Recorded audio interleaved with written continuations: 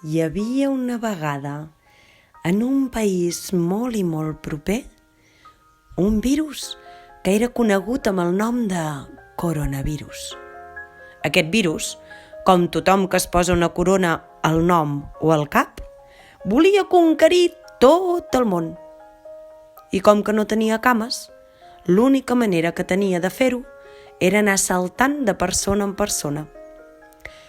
Van venir els homes i les dones més forts del món, o més ben dit, les dones i els homes que es creien els més forts del món.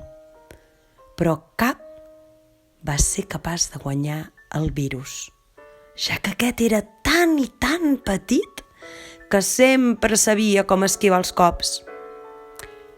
«I si és tan petit, com el podrem guanyar?» va començar a preguntar-se tothom. «Molt fàcil», va dir un nen que passava per allà. Un nen que és tots els nens i que en aquest conte simbolitza el sentit comú. Una característica humana que sovint anem perdent a mesura que ens fem grans, igual que la capacitat de veure l'elefant dins la boa del Petit Príncep. «Si no té cames», va seguir el menut, «nosaltres som les seves cames. Així que, si ens quedem tot el temps que puguem a casa, no podrà seguir avançant, i llavors el vencerem sense lluitar, que és la manera com es guanyen les lluites més importants de la vida», va dir el petit deixant a tothom bocabadat. I així va ser.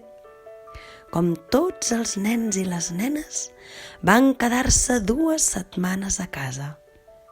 I com els adults, vàrem aprendre una mica del sentit comú dels infants.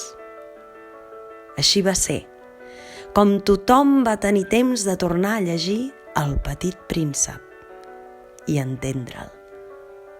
I així va ser, com vàrem aprendre que les victòries de debò es guanyen amb unes armes que són invisibles als ulls.